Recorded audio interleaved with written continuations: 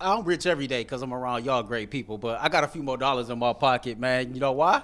Why? Because get buckets with your first bet on FanDuel, America's #1 sports book. Because right now, new customers get $150 in bonus bets with any winning $5 bet. That's $150 if your bet wins. Bet on all your favorite NBA players and teams with quick bets, live same game parlays, exclusive props, and more.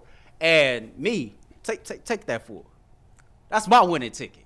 Okay. That's my winning ticket. Okay. And before I put my ticket in, I went on Twitter and I said, I feel good. I think Darius Garland is going to have his highest scoring output game since returning from injury. I said he's going to score about 20 points and hit at least 2 3-pointers. So for all those that I don't think he's talented or that I don't like him, I wouldn't have put money on him if I didn't think of the two. So You know what's crazy is I think I either saw you post that either in the chat or on Twitter. He tweeted it. Before, so like people could, you was actually showing love. You was putting people on and so. I bet you nobody trailed it.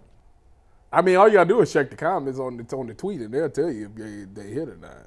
I doubt if they did. I doubt if they did. Can you throw that ticket back up? Because that didn't look outrageous. What was it, Donovan for 30? It was a 10-part parlay. You only see a couple. Oh, it's 10-part. Oh, I'm about to pull it up for you right now. Oh my goodness. Yeah, it was hard. Earl took some alternate lines, which made it a little more reasonable. I don't know anything about those things. You know what's crazy? I've never bet alternate lines. I have a hard enough time with one line. Me too, yeah. I put a ticket in yesterday, 12-leg parlay. I put $2 on it, and I missed it. You know why I missed it? By one leg. No, it was all calves. I took the under on Garland. Well, you the only thing. Everything else hit. You went against Earl. Never. Well, I put mine in the morning before he posted his. Y'all took the under on Garland? He did. Yeah. The man has played in what 4 or 5 games. He hasn't had no more than 14 points in those 4 or 5 games he's played since. That's not his first game. He scored 20. Did he score 20? Yeah, against the Pistons. Oh, I'm not good. It's the Pistons. All right, well, speaking of Darius Garland and the Cavs, their win streak came to an end last night against the Philadelphia 76ers. They fell 123-121. They made it close. They were down 10 with about 90 seconds to go. They made it a 2-point game. Garland missed a potential 3 at the buzzer. We'll talk about the game after we talk about DG. As Earl mentioned, his highest scoring performance since coming off the injury. 9 assists, 0 turnovers. That's the point guard DG you hope and expect. Jason, what'd you see from DG as he continues to acclimate himself, to this Cavs offense? I like the 9 assists and no turnovers more than anything else. Turnovers have been an issue for him at times this year. He was in command of the ball. He's going to be fine. Like the talk before the trade deadline about you had to move Darius was kind of making my head explode because it's prisoner of the moment, and it's very short-sighted because last year nobody was saying that about Darius and Donovan. They seemed to play okay together last year. So where all this came from now, it didn't really make a lot of sense. So there will be times where the offense runs through Donovan and Darius will have to play off the ball. There's going to be times where the ball runs through Darius and Donovan has to play off the ball. We know Donovan can do it. The Cavs are fairly certain Darius can do it. They've got all kinds of data that they'll run at you and show you that he's very comfortable playing off the ball. We haven't seen it as much this year, but he's had a lot of injuries. How many games has he played now? 27, 28? Something like that, yeah. So we're, over the midway point of the season, almost at the All-Star break, and people want to throw their hands up and say, what's wrong with Darius? Well, part of the problem is he hadn't played. He hadn't played a lot. So you're making long-term assumptions on short-term data, I guess is the best way to say it. So you just have to let him play a little bit more and get his feet under him. They should have won that game. I did not watch the game live last night. I had 100 things going on, but I went back and watched a little bit of it this morning. And that's a game that was right there for them to win. They should have won the game. They didn't. It happens, man. Like there's games like that all the time in the league that you should win and you don't. There's games that you steal that you probably should have lost that you won. So really not that big of a deal that they lost the game. But I was encouraged by what we saw to Darius for sure. I know he's your favorite Cav tie. Do you agree with Jason's point that it's just taking time for Darius to get reacclimated to this offensive system? Yeah, I was never in the camp of trading Darius. That's blasphemy to me. I mean, he's – like I said, when the playoffs came around, he actually was a little spark that you needed, and I think you need that for the rest of the season. I think for me, when I watched him last night, he's getting comfortable he's finding his role. See, this Cavs team without him, they established themselves to play a certain type of way. And everybody was like, well, how does Darius fit into this? And I think those first games he was trying to figure out, let me see how do I fit into this role. And obviously with more repetition, you get better at that. And the fact that he had 9 assists is great. I mean, he was trending in that direction for the last couple of games. I think he had 6, 7. So he was trending in that way as far as, finding the open guys. But the scoring was the thing for me that was encouraging. I mean, he hit some threes. He hit some really good shots. He got everybody involved. He looked like the guy that I know that he's going to be. And you also need that guy to take the ball out of Donovan Mitchell's hands sometimes that can also produce and create and be productive. And that's what he is. But only thing I'm sad about is that he had the corner tray at the end and he missed it. Yeah. That's the only. He shorted it too. Boy, you got to put some more legs into it or something. If it was me, I would have stood on the desk like Kobe Bryant after I hit that shot. But that's the only thing for me is that he missed that wide open tray at the end. 2 things I noticed in last night's game about Garland. I thought the Cavs made a conscious effort to get him going early. Yeah. And right off the bat, first 2 possessions, Garland, go do your thing, pick and roll at Mobley. See what you get. He made a little 8-9-foot jumper, had a pass to the corner, they missed a shot. But they tried to get him going early, get him into rhythm. And once he was in a rhythm, you saw everything kind of fall into place. He is their second best playmaker. There's not a question about that. He had 9 assists last night. Everyone outside of Mitchell who plays guard combined for 11 assists. He had 9. Everyone not named Mitchell. We're talking Strus, LeVert, Okoro. You could throw Niang in there, too, and there's one more guy I'm forgetting. Jared Allen. Strus. Combined. No, Allen and Mobley, I don't count. They're bigs. They're not playmaking the same way. They combined for 11. Garland had 9. So you need that secondary playmaker on the court in crunch time when it matters, because if they double team, put all their attention on Donovan, you need a second guy to go out there. Secondly, Garland's an assassin in transition. And last night, and we'll get to the big picture of the game in a sec, they got crushed in transition defensively. I thought their defensive transition effort was frankly pretty poor. Donovan talked about it after the game. It just wasn't good enough. But offensively, as soon as they got a board and they dominated the glass with Allen and Mobley going up against Paul Reed and Kelly Oubre as their bigs, Garland was getting out and running.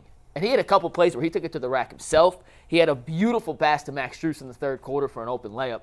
And when the Cavs can get up and down the court like that, their defense, we'll talk about it in a sec, it was a bad defensive game. They'll be better than that on a regular basis. But if they're going to score 121 points, I feel pretty damn good about the Cavs being able to close out games and win with 121 points. And if Garland's getting up and down in transition, opening the floor for everyone else, that's going to make offense so much easier for the other 4 guys on the court. This is a young team. They were last in the league last year in pace. And it made no sense. It made no sense. Since January 3rd, since this tear that they went on, I think they're 2nd or 3rd in the league in fast break points, which is where they should be. Like, this is a young team that should be able to get up and down the floor. They should push the tempo. They should get out and try and run in transition. And then if it's not there, then pull it back, run a set, run your half court, although their half court typically is really just pick and roll heavy. But they should look for easy baskets. And I don't know why it wasn't happening before, but it certainly has been since the start of the new year, since 2024 it has been. It's actually, they've been rebounding better since the start of the new year. They've been killing kind of doesn't like the eye test doesn't match the eye test doesn't match the lineups because you would assume they're a better rebounding team with Mobley and Allen. I think in the long run they are. Yeah. But they had been at their best rebounding when Mobley got hurt in that, what they win, 13 of 14 before Mobley came back, whatever the exact number was. I think that has to do with the fact that Mobley's not down there now, so we got to make up for it. Like, I think everyone's getting everybody in their minds, like, we can't just let Allen do it by himself. Now that Mobley's back, you subconsciously, you're like, we're good on the board. It's also easier to get in transition when your 4 is Dean Wade or Isaac Okoro as opposed to Evan Mobley, and Okoro's not playing the 4, but you have 4 guards who are getting up and down running, and I think that plays into their hand. As Jason said, they're a younger team. They're relatively athletic, which I don't think they were last season. Up and down the line, they may be undersized at certain positions. What do you mean? Last season, they were not a super athletic team.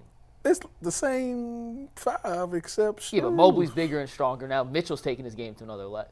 Who was our 4, our 3 last year? No, 3. Okoro. Oh, okay, yeah. I'm just saying they're like it's the team that plays a better transition style. You get up and down easier when you have Garland and Mitchell. That's a rebound, outlet, 2 dribbles. You're in position to score, kick to the corner. And with the shooters they have now, whether it's Strus, Niang, Wade, who they've missed dearly last night. I want to talk about him in a sec. Even Okoro now, who can hit an open 3. Their 2 dribbles, it's 19 seconds on the shot clock, 20 seconds on the shot clock, and you got DG or Garland at the top of the key with 2 guys in the corner, 3-on-2. That's scary. Yeah, pick your poison. That's scary. And they're getting easy buckets time after time on those kind of opportunities. Now compare that to last year when it was Danny Green. Well, it was Jetty in the Knicks series. I think it was Jetty driving with oh God, who was Stevens in one corner and Jetty. Okoro in the yeah. other or something like that. And I remember looking at it was a home game and I was at press row going what am I? Yeah. This has no I chance forgot of all working. about Lamar Stevens. Just got picked up by the Grizzlies. He had a great dunk last night. I But forgot. you look at the overall rotation, and it is crazy. The roster turnover from last year to this year, they don't have a weak link in the rotation right now. I mean, at least you could trust 10 guys legitimately to play at least a few minutes. Well, we'll find out when I'm just saying right now. Tristan comes back. And make that 11. You could add Tristan to 11. But last year, if they went to the bench, It was over. they had 4 guys to trust. Jetty, Lamar, Dean. Danny Green. And Danny Green. none of them should have been. Jetty and Lamar should not be on a playoff rotation. Jetty should be your 8th or 9th person. I mean, And Lamar too. can't shoot. Lamar can't shoot. So to Mike's point, they have so much more depth, and hopefully this continues with Dean. He went through a lot last year. He had the shoulder injury. He had the whole replacing Kevin Love thing that I think messed with him a little bit. Hopefully that's all behind him, because if he can continue to shoot and play like this, and he's a better defender, I think, than people give him credit for, than people realize. So if he can continue to play like this, that's a game changer, because they had no bigs off the bench in that playoff series last year. None. They could not play a big off the bench. I want to bring one more thing up with DG here, though, real quick. I don't even know who our backup center was. There was all last year. Robin Lopez. Oh, my God. So you see what I'm saying? Yeah. But my back to God. DG. The way that JB, and it's early, the rotations aren't set by any means, but just kind of going off how we've seen. JB's taking Mitchell out about the 6-7 minute mark of the first quarter, and he's letting Evan Mobley and Darius Garland kind of lead the second unit right now. He's doing a pretty good job staggering their minutes where one of those two is always on the court. And just like we've seen Donovan and Jared Allen develop this special pick and roll chemistry that doesn't necessarily show up in the box score. There's no stat that says this pick and roll works as opposed to other pick and rolls. There have been a few times in the last few games where the DG Evan Mobley pick and roll has produced that same magic. And last night, it was the last play before the end of the first half. Donovan Mitchell gets trapped up top. They're running some wonky. Philly tried throwing some zones at them in the first half yesterday. It didn't work out very well. Darius Garland flashed to the foul line. Donovan does a little pump fake, dishes to him. Garland takes one step, looks to his left at Jared Allen, throws a no-look alley-oop to Evan Mobley on the right. They're developing a really special chemistry that's going to be fun to watch in the last 30 games of the season. And if they could have 2 pick-and-roll combinations on the court at any given time, Mitchell and Allen, Garland and Mobley, that's a legitimate offensive play you could run any shot clock situation, any scenario, any opponent that puts a ton of pressure on the opposing defense. I think the Garland and Mobley one is a little more deadlier because you can get 2 points or 3 points either way. If he picks and pops to the 3, Mobley got the game to hit it, and if he goes to that's nasty. I like it. I'm playing the scenario like if we go up against the Knicks again, that's Julius Randle and probably Jalen Brunson versus those two. Well, to Mike's point, this team is going to be a lot more difficult to guard in a series than they were last year. Cavs were very easy to guard last year. Yeah, they're going to be much more difficult to guard because there's more weapons, there's more things that they can do, and I'm really curious to see who they get in the first round and who they play off, who they shrink off, and who they actually guard. If Isaac's out there, are they actually going to guard him? I've talked to teams that say no, they're not going to guard him. If Evan is on the perimeter, our team's actually going to guard him, or are they going to shrink off him? And these guys just have to make their shots. They got to make shots and punish teams that aren't going to guard them. I think that's why a game like last night is, in the big picture, it's a regular loss, whatever. But it's frustrating because the game that was right there. And I do legitimately think, for the Cavs especially, seeding matters. And I don't want to the Cavs can beat anyone in the playoffs. On any given night, they can win any series. But getting that 2 seed and potentially avoiding Boston till the conference finals and having your, I don't want to say pick of the litter, you're going to play someone tough in the second round, but potentially Milwaukee as opposed to having to go through New York or Philadelphia or possibly Miami in the first round, then Boston in the second round, opens up a tremendously different path Yeah. to a conference championship and hopefully the NBA Finals. Well, the 2 seed, you're getting a play-in team. 3 seed, you're not. 3 seed, you're getting a 6 seed. At a 2 seed, you're going to get a play-in. That's substantial. Yeah. I think the difference between 1 and 2 is not as significant as it is between 2 and 3. 2 and 3 is 1 and 2, whatever. Of course, you want home court throughout. Yes, of course, fine. But it's really between 2 and 3 and getting play-in team versus getting a 6 seed. Yeah. Well, that play-in team could be Could be Philly. Heat. It Or could Philly. be. And that would be problematic. Yeah. That would be problematic. I That'd like- be a worst case scenario. I tell you what, though, I did like the way that the Cavs rallied at the end, because it was Yeah. at a point where I think they was down like maybe 6. They were down 10 points with a minute 26 Yeah, left. something like that. Because I had walked away from the TV screen like, It was oh, 120, they done lost. 110. And It I was came 126. back after Donovan had just hit the shot. The to and put one? it- No, Donovan hit the 3 to put him down. I think it was 1 point. Yeah. And I was like, oh, shoot. And they had a chance. The guy, Tyrese Maxey, misses the free throw, splits the free throws, gives them a chance. And, I just went, why did he miss that 3, man? It's crazy. But I just like the fight in them. It shows that they actually care. And I thought Donovan's quote at the end was like, we got bored with winning. Yeah. We came out, our defense was bad, and they made up for it. But you can see that. I think at that moment they realized, like, we got to play a full game. We can't just flirt around with the first half and then try to make up in the second half. You got to play a full game. Earl, what's up? Hey, when Darius Garland took that shot, I was ready to get torn to shreds on social media.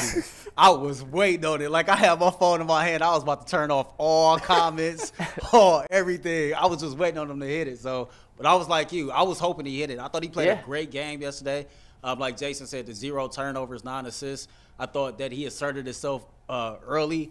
The pick and roll between him and Evan Mobley was great. I thought his hustle was great all game. He played, 31 minutes? Like, he's getting better each game. But for whatever reason, coming into last night, I was like, man, this is going to be the night that you actually see him, put the ball in the basket. I just really, really wish, even if I would have get, like shredded to pieces on social media, You take it I down. would have took it if him to hit that game-winning shot. I would have took it. And these kind of weird losses happen all over the NBA. The Celtics, who are the best team in basketball, the best record, lost to the Lakers last week when LeBron and AD didn't play. That's a game there's no reason Boston should lose. The Knicks have lost 4 or 5 right now. Denver lost by 20 to Utah 2 weeks ago. Fluke games happen, and give Philadelphia credit. They didn't miss. I mean, Buddy Hield went supernova in the fourth quarter. Kelly Oubre had his second-best offensive performance of the night. Paul Reed, as a starting unit, 4 of their 5 starters outside of Tyrese Maxey all missed fewer than 5 shots. It was an absurd shooting performance. There's going to be games like that. But it's funny. We've talked about Dean Wade, and I know G's not a fan of him, and his numbers in the box score never look great. But he brings something they don't really have elsewhere outside of Dean Wade. And last night, I kept thinking to myself, they need Dean Wade, and that's something I never thought I would say as a Cavs fan watching this team from last year to this year. They needed him last night. What's sad is that in Cleveland sports we say that about a lot of players. We said that about football season was Jed Wills. We said that. Never thought we'd need Jed Wills. But Yeah. It's crazy how the guys that you develop, the developmental guys are the ones that's like the backbone because they're like glue guys. You don't know that you need them until they're not there. And you're like, man, he would have been great in that spot. And yeah, you needed Dean Wade for those defensive and those potentially 2 threes that he could potentially make. It would have been huge to have that come off the bench.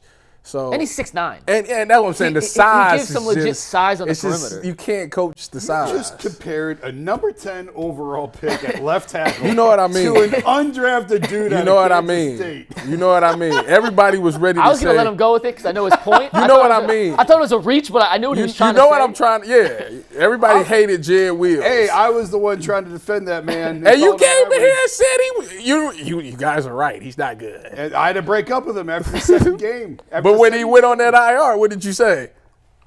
Before he got hurt.